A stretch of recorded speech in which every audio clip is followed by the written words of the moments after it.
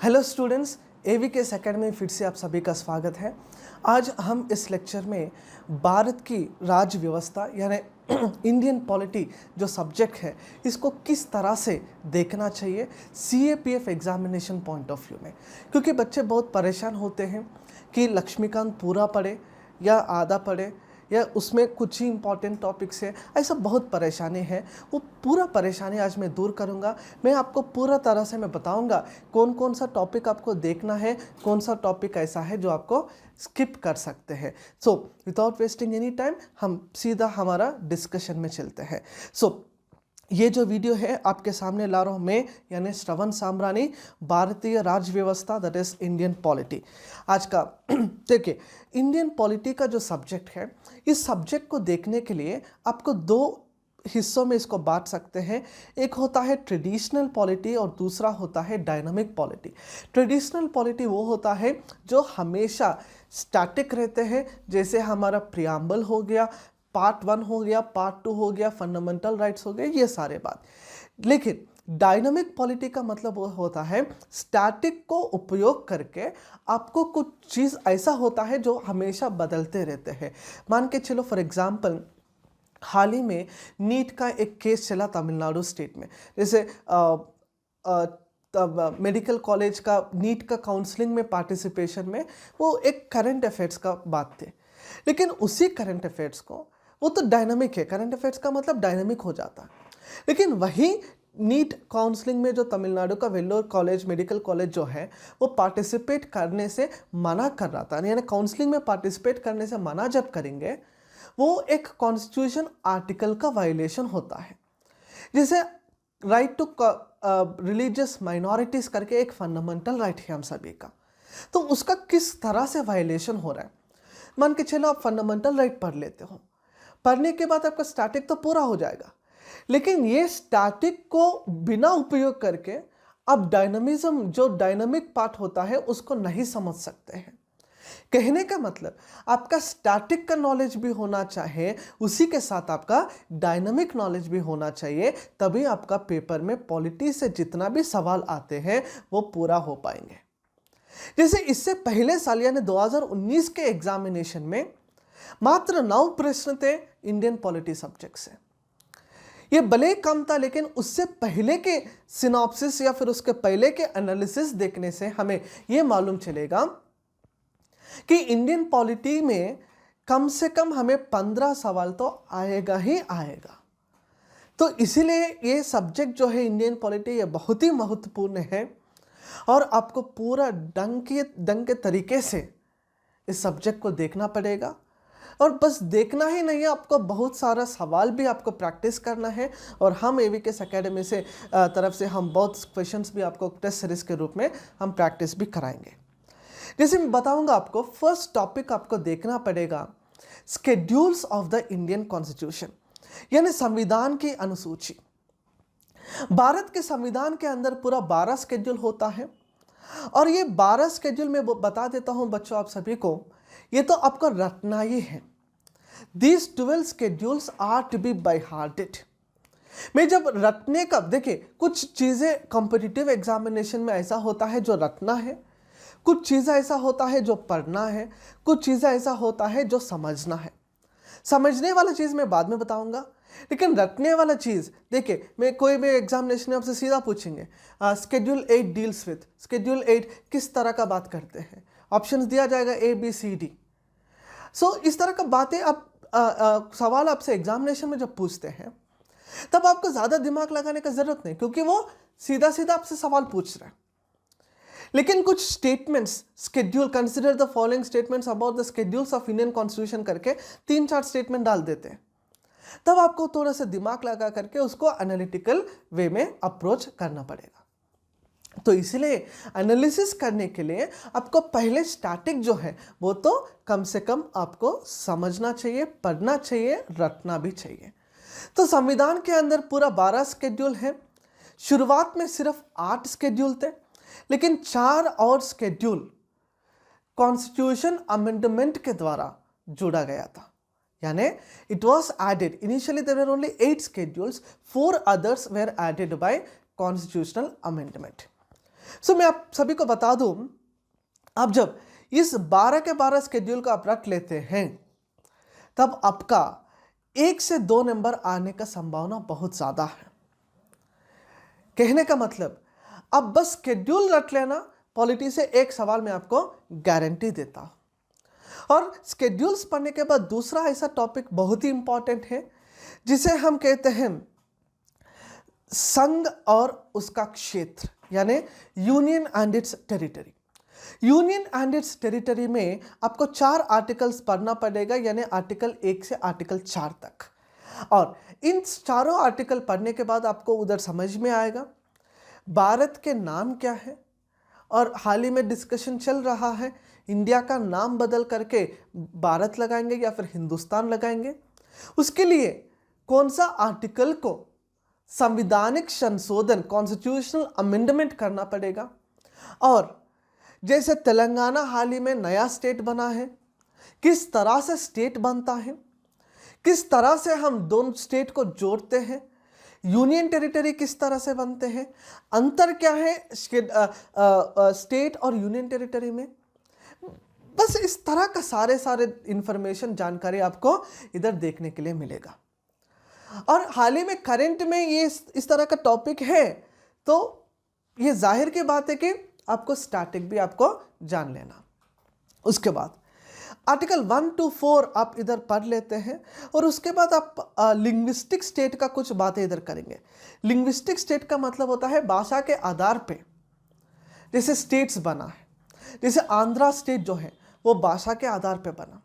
Exam में सवाल आपसे बनेंगे, क्या आंध्रा ऐसा पहला स्टेट है क्या जो भाषा के आधार पे पड़ा, या फिर उससे पहले भी कुछ स्टेट्स बना।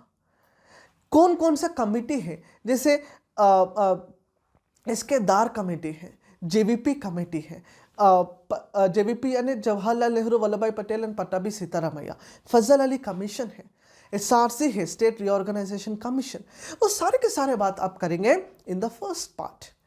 फर्स्ट पार्ट आपको ठीक से पढ़ने के बाद आपको देखना पड़ेगा, मतलब हम देखेंगे इनफैक्ट हमारा क्लासेस में दूसरा पार्ट हम देखेंगे सिटीजनशिप। सिटीजनशिप का मतलब होता है नागरिकता। नागरिकता में हमें ये ध्यान रखना पड़ेगा व्हाट आर द मेथड्स, यानी किन किन तरीकों से हमें सिटीजनशिप मिलता है, किन किन तरीकों से हमें सिटीजनशिप छूटता है, यानी रिमूव हो जाते हैं। और हाल ही में एनआरसी जो है वो न्यूज़ में था। एनआरसी न्यूज़ में है तो ऑब्वियसली सिटीजनशिप बहुत इंपॉर्टेंट हो जाएंगे हमारे लिए। CAA, citizenship amendment act, news में था, सो ऑब्वियसली सिटीजनशिप पार्ट हमारे लिए बहुत इंपॉर्टेंट हो जाएंगे। डोमिसिलिटी का स्टेटस जो है, माइग्रेशन ऑफ वर्कर्स का जो कंडीशनैलिटीज है, इस तरह के सारे बातें जब न्यूज़ में होता है, न्यूज़पेपर में देखने के लिए मिलते हैं, तब उसका स्टैटिक पार्ट आपको जानना पड़ेगा। और इधर कुछ आर्टिकल्स इंपॉर्टेंट होते हैं, जैसे आर्टिकल 5 से आर्टिकल 11 तक आपको इधर पढ़ना पड़ेगा। सिटीजनशिप पढ़ने के बाद आपको ध्यान रखना है फंडामेंटल राइट्स एक ऐसा टॉपिक है जो बहुत ही महत्वपूर्ण है एग्जामिनेशन में।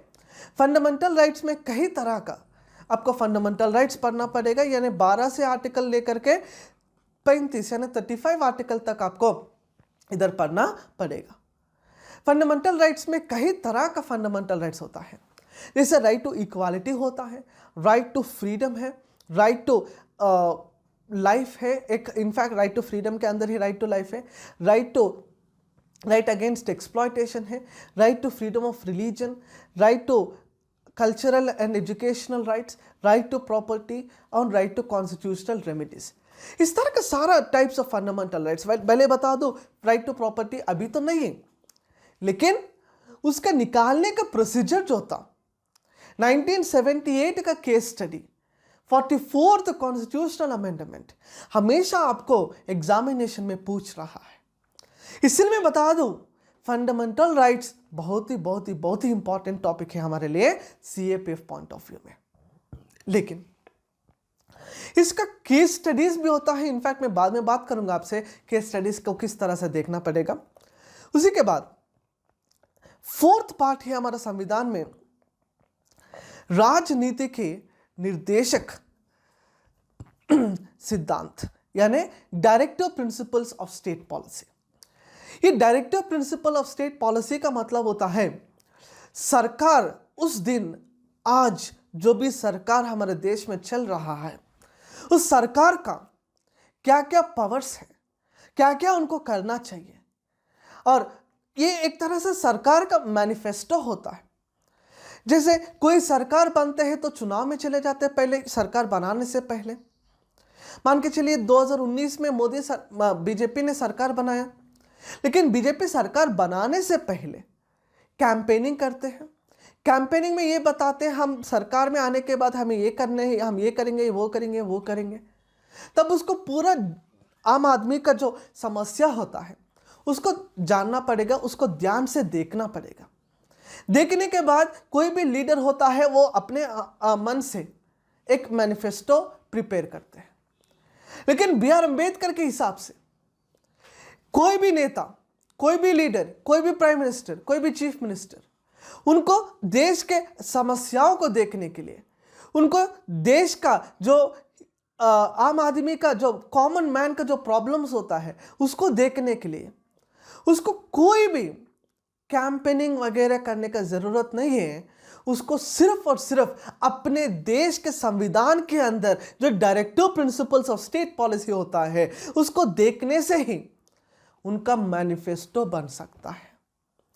इसलिए बी आर अम्बेडकर ने राजनीति के निर्देशक सिद्धांत को बहुत ही महत्वपूर्ण इंपॉर्टेंस दिया है। और इसके अंदर हम देखेंगे directive principle of state policy के अंदर 3 तरह का प्रिंसिपल्स होता है। जैसे सोशलिस्ट प्रिंसिपल्स एक होता है, दूसरा है गांधीयन प्रिंसिपल एक होता है, और तीसरा होता है लिबरल प्रिंसिपल। और ये तीनों हमें कवर करने के बाद, मतलब हमारा आर्टिकल 36 से आर्टिकल 51 तक हमें इधर पूरा हो जाएंगे, यानी directive principles of state policy हमारा पूरा हो जाएगा। वो देखने के बाद आपको देखना पड़ेगा फंडामेंटल ड्यूटीज, यानी मौलिक कर्तव्य, ड्यूटीज। ये वैसे देखा जाए तो ये शुरुआत में ये जो कॉन्सेप्ट है ये संविधान के अंदर नहीं था, इसको जोड़ा गया था। कब जोड़ा गया? कौन सा कमेटी ऐसा था जिनका रिकमेंडेशन के अनुसार पे इंदिरा गांधी जी ने इसको जुड़ा है? और कौन सा ऐसे कमेटी है जिनका रिकमेंडेशन फंडामेंटल ड्यूटीज पे इंदिरा गांधी ने मना किया है? जैसे स्वर्ण सिंह कमेटी आपको देखना पड़ेगा, वर्मा कमेटी आपको देखना पड़ेगा, 42nd कॉन्स्टिट्यूशनल अमेंडमेंट एक्ट 1976 जो बहुत बहुत बहुत इंपॉर्टेंट है। अभी इंडिया के संविधान में, भारत के संविधान में पूरा 11 फंडामेंटल ड्यूटीज है। कौन सा आर्टिकल है? आर्टिकल 51A के अंदर ये पूरा फंडामेंटल ड्यूटीज है। पहले कितने थे? पहले 10 थे। 11वां जो फंडामेंटल ड्यूटी है उसको जोड़ा गया था। कब जोड़ा है, क्यों जोड़ा है, वो सारा बात हम करेंगे फंडामेंटल ड्यूटीज के चैप्टर में जाने के बाद। इसके बाद देखिए बच्चों, इसके बाद हमारा जो प्रोसेस आगे वाला प्रोसेस जो है पॉलिटी पढ़ने का, उसको हम 3 हिस्से में बांटेंगे। एक तो ऐसा है पार्लियामेंट यानी लेजिस्लेचर, दूसरा है एग्जीक्यूटिव, और तीसरा है जुडिशरी। ये तीनों पार्ट को हम अलग अलग से भी देख सकते हैं, उसको कंबाइन भी हम देख सकते हैं। लेजिस्लेचर क्या करते हैं? वो कानून बनाते हैं। एग्जीक्यूटिव क्या करते हैं? वो कानून जो बना है उसको इंप्लीमेंट करते हैं, समझाना। जुडिशरी क्या करते हैं? कानून ठीक से इंप्लीमेंट हो रहा है या नहीं है वो देखते हैं, यानी ये कानूनों को इंटरप्रेट करते हैं, समझे। अभी ये जो कानून बनाने का जो पावर है वो केंद्र सरकार, केंद्र में पार्लियामेंट के पास होता है, स्टेट के लेवल पे स्टेट लेजिस्लेचर के पास होता है। पार्लियामेंट को हम बोलते हैं संसद बोलते हैं।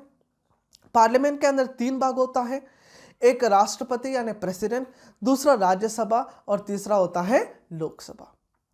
वैसे ही स्टेट्स के अंदर भी 3 पार्ट्स होता है। जैसे इधर प्रेसिडेंट है, इधर गवर्नर हो जाएंगे। जैसे इधर राज्यसभा है, इधर लेजिस्लेटिव काउंसिल हो जाएगा। जैसे इधर लोकसभा है, इधर लेजिस्लेटिव असेंबली हो जाएगा।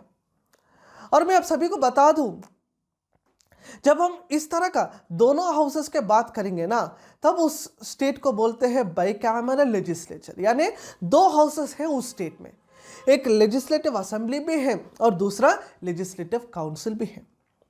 लेकिन बच्चों, भारत के अंदर मात्र 7 ऐसा स्टेट्स हैं, इनफैक्ट हम आंध्र प्रदेश को गिनेंगे तो, जम्मू कश्मीर को गिनेंगे तो 7 states in India were having the setup of legislative council.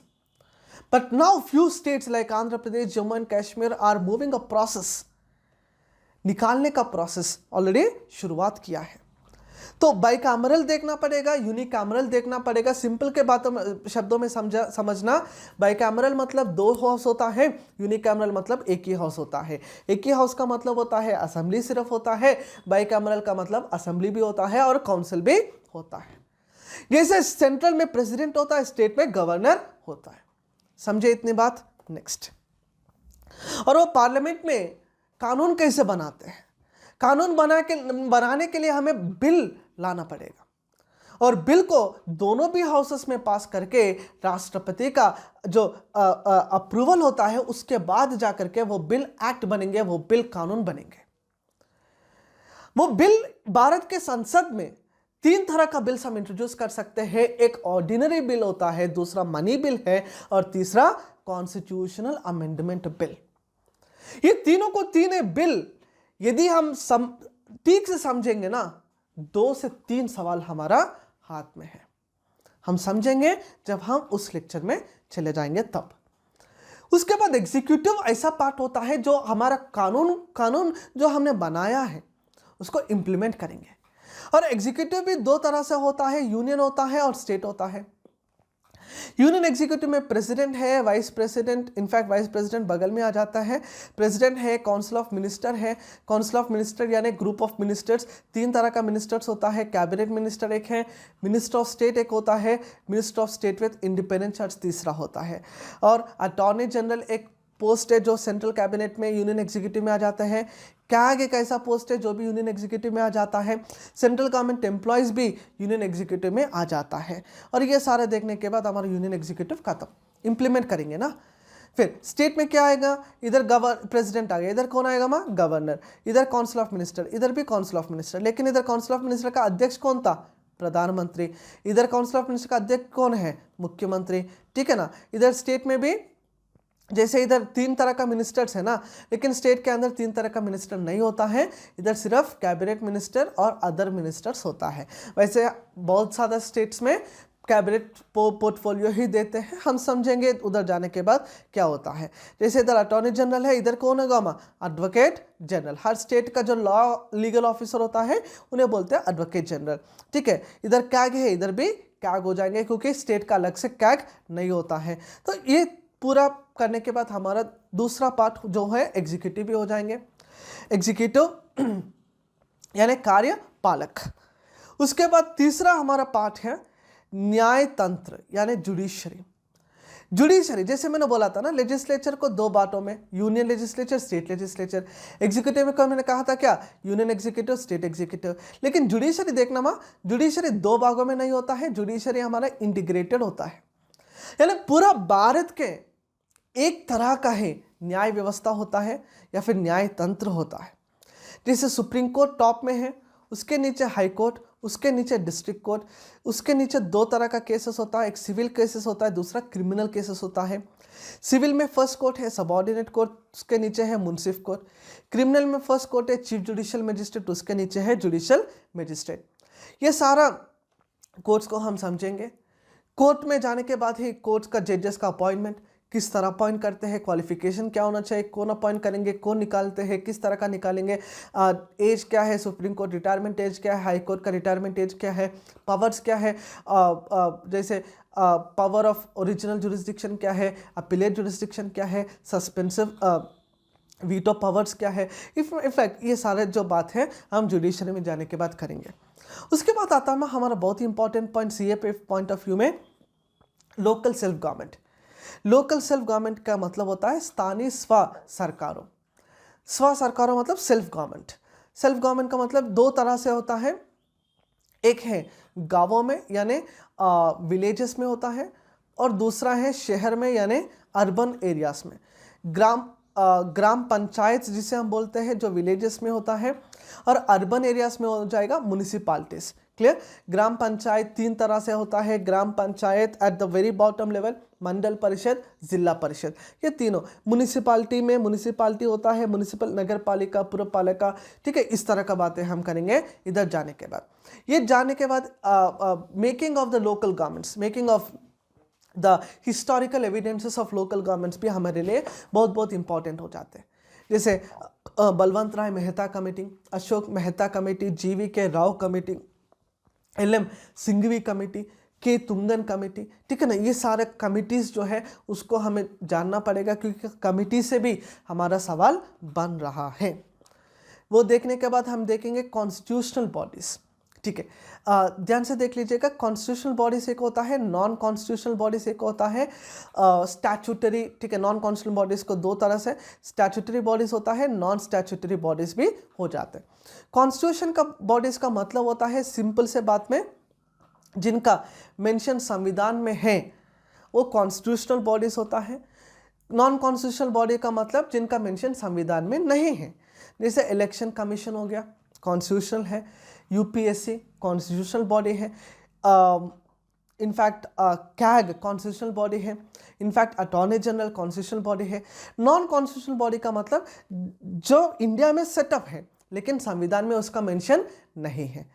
Statutory bodies होता है, नॉन स्टैट्यूटरी बॉडीज होता है, मतलब सब पार्ट है इसका, नॉन कॉन्स्टिट्यूशनल बॉडीज का ही ये सब पार्ट है। स्टैट्यूटरी बॉडीज का मतलब होता है जो बॉडी बना पार्लियामेंट के एक कानून से। नॉन स्टैट्यूटरी बॉडी का मतलब होता है जो बना है कैबिनेट का रेजोल्यूशन से, समझे ना। पार्लियामेंट के लॉ से, जैसे ह्यूमन राइट कमीशन है, ये पार्लियामेंट के अलग से कानून से बना। जैसे नीति आयोग है, ये कैबिनेट रेजोल्यूशन से बना, समझे ना डिफरेंस, क्लियर। तीनों के तीनों बॉडीज, इसके अंदर कौन कौन सा एग्जाम्पल आता है, सब का सब, एज, कितना मेंबर्स होता है, कितना टेन्यूर है उनका, सैलरी क्या है, कौन अपॉइंट करते हैं, कौन निकालते हैं, ये सारा जानकारी आपको देखना पड़ेगा, क्योंकि एग्जामिनेशन में आपसे इस तरह का भी सवाल पूछा जा रहा है। उसके बाद आएगा हमारा नॉन कॉन्स्टिट्यूशनल बॉडीज, यानी गैर संवैधानिक निकाय। इसका मतलब होता है, जैसे मैंने बोला था अभी, नॉन कॉन्स्टिट्यूशनल बॉडीज को दो तरह से बांट सकते हैं, स्टैट्यूटरी और नॉन स्टैट्यूटरी बॉडीज, वो भी एक बार देखेंगे।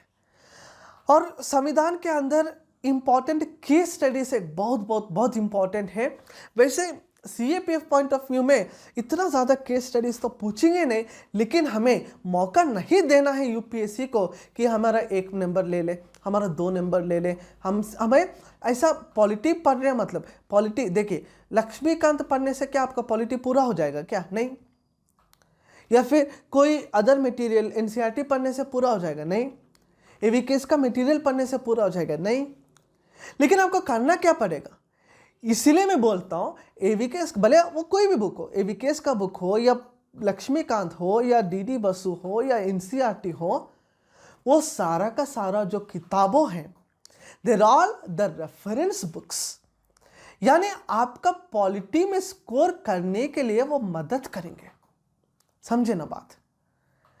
एग्जामिनर जब प्रश्न बनाते हैं, क्वेश्चन बनाते हैं, उसके सामने कोई AVKS का मटेरियल नहीं होता, उसके सामने कोई लक्ष्मीकांत नहीं होता।